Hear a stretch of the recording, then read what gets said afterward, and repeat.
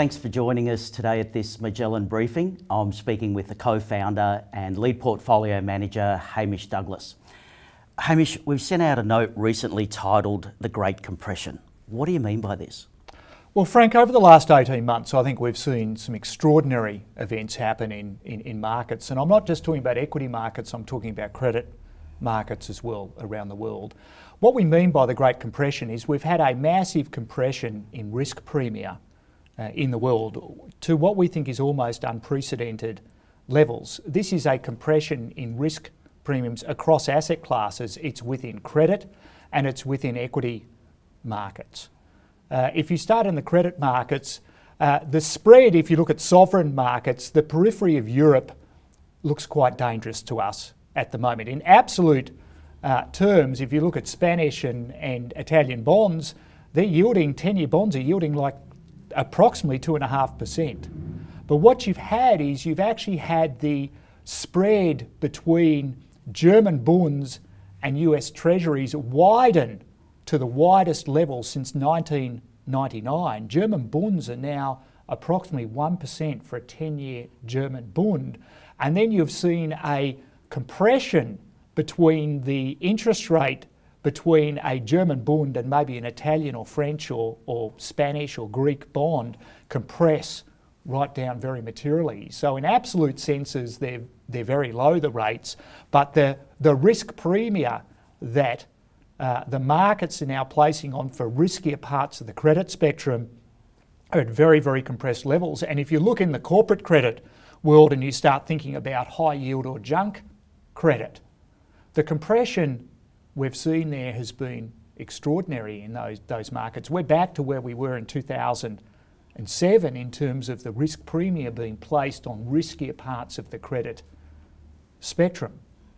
And so we are concerned that investors are effectively chasing yield in an absolutely low interest rate environment. If we move into the equity markets, which has been quite concerning to ask, if you look at the multiples that people are placing on higher risk equities to lower risk equities, the multiples have actually been compressed right down. Some of it's to do with an economic cycle effect, but we would say that people may be mispricing the risk down the credit spectrum and down the equity risk spectrum as well. So we think it's worth people looking at what's actually been happening over the 18-month period and to think about whether this is creating risk in the markets.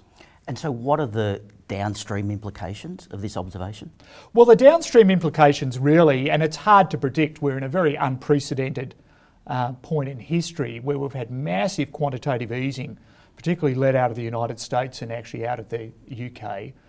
And I think most people would expect with the US economy recovering and the UK economy recovering that they're going to end their quantitative easing programs. The US is talking about in October this year, and next year the whole markets are going to be focused on when is the Federal Reserve going to start rising short-term interest rates. And if you think about what could happen here is in certain credit markets we could have a triple whammy effect as I've described it in that note. So if you go to Southern Europe, first of all, if the 10-year bond in the United States goes up by 100 basis points or more, it will drag absolute interest rates up around the world as that's the dominant risk-free rate. Then what we could find as investors start re-evaluating risk premia, the spread between the German bond and the US Treasuries could widen to more normal levels. So if that goes out by 50 basis points, instead of going up by 100 basis points, suddenly so that's an increase in Europe of 150. And then in periphery Europe, if those spreads then normalise, this is a triple whammy between bonds and say something like Spain or Portugal, Italy or Greece, they could go up by 200. So suddenly you may find in a period of time, interest rates for periphery Europe, the bond rate could go to 300 to 400 basis points with maybe 100 or 150 move in the United States. So it kind of compounds its effect, and the same thing could happen in other credit markets. The absolute interest rates will go up as the US goes up, but then the spread could blow out. And therefore you get this double whammy effect. And in corporate credit and high yield credit, and it's interesting, more than 75% of high yield issuance has been done in Portugal, Italy, Ireland, Greece and Spain in the first 6 months of this year, and it's the first time we can recall that there's been more high yield issued in Europe than the United States of America. And the problem is the quantity of credit that's being issued is if people head for the exits, a lot of this credit is incredibly illiquid. So you could have another effect of the liquidity premium then getting invoked and prices falling even further. So we're not saying there's going to be a market crash, but should interest rates start to normalise in the United States and markets expecting that, and don't think markets will react before interest rates actually go up in the United States, we could see quite a lot of volatility, and with that volatility you could have self-reinforcing events that as prices start to move in the credit markets and people start to get nervous, they will seek liquidity. If they can't take it out of their credit portfolios, they then come and take it out of their equity portfolios. So we don't know how 2015 is going to play out. We don't have some magical crystal ball at Magellan. But we are looking at this great compression, and we are focused on what's going to happen when quantitative easing ends. And we are cautious at this point in the cycle. And so, Hamish, what actions have you actually taken in the global equity strategy? Well, the main action we've taken, Frank, is we have increased our cash weighting in the last week from around 2 or 3% to 10% of the portfolio, which has reduced the historical volatility of our strategy with a beta of about 0.8, and it's now down to about 0.7. We've still got a very, very high quality portfolio. It is still skewed to an improving economic scenario in the United States. It is overweight US dollars, which we think will be a beneficiary in this environment, but it's inherently got less risk this week than it had a week or so. Again, our portfolio tends to have, even if we hadn't done this, our portfolio tends to have significantly less risk and higher quality than markets as a whole, but we have further reduced that risk at this point in time. Mm-hmm. And why now? It's very hard to answer that question, why now? At the end of the day, we look at a lot of the data. We've been thinking about this issue really since around December last year. We don't know whether this is the right timing. We don't know whether spreads will unwind next year. We actually don't know that. But I remind investors, if it does happen, it may be better being 6 months too early than 6 minutes too late in this event. So timing is very, very difficult in financial markets. We're being prudent. We could be too early. This event may never happen. But we do think the data is telling us, let's just be a little bit cautious at the moment. I'm not being alarmist. We're just being cautious. Mm-hmm. People need to understand we're still 90% invested in equities. Mm. So it's a cautious stand, in no way a panic stance from us. And in what currency are you holding the cash? Well, we'd like to learn from our previous mistakes back in 2008 when we materially increased our cash weighting.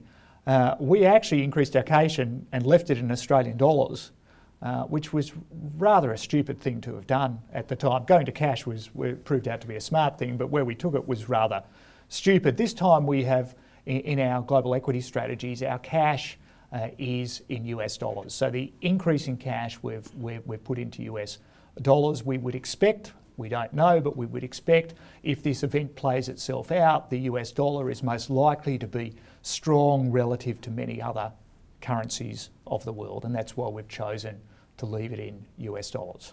And the portfolio beta has actually moved? The portfolio beta has actually moved. It's gone down from about 0.8 a week or so ago to about 0.7 today. And Hamish, maybe just remind us of the actual objectives of this strategy. Well, the objectives of strategy are twofold, and they're relatively straightforward. The first objective is we want to preserve people's capital at Magellan. If there is a material drawdown in markets, we want to have materially lower downside risk than markets as a whole. And that is valuable to us as an active fund manager, because if markets go down materially and we have less downside risk, we then have a choice to reallocate our capital. And at that point, we can either use cash like we'll have at the moment, or we could sell things that are down far less materially and buy things that are down more materially than market. So this downside protection is actually very, very important to us in the return we can earn for investors through the full investment cycle.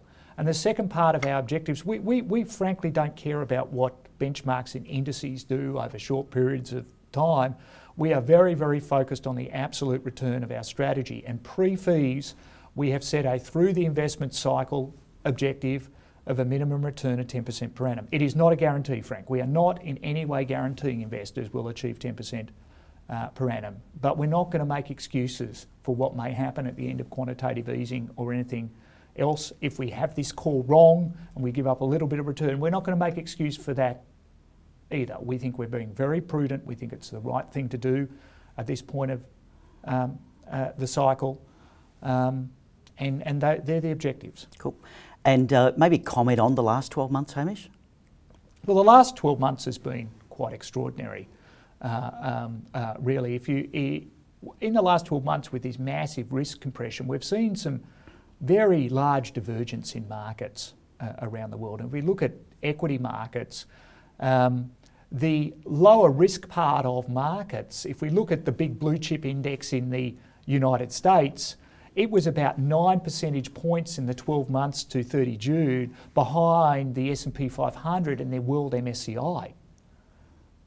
The MSCI low volatility index was about 8 percentage points behind the MSCI index. So we've seen a massive divergence between returns in the last 12 months between what I would regard as very blue chip and lower risk parts of the market than the general markets themselves, between 8 and 9 percentage points of difference. This is the largest divergence I can recall in my investment life.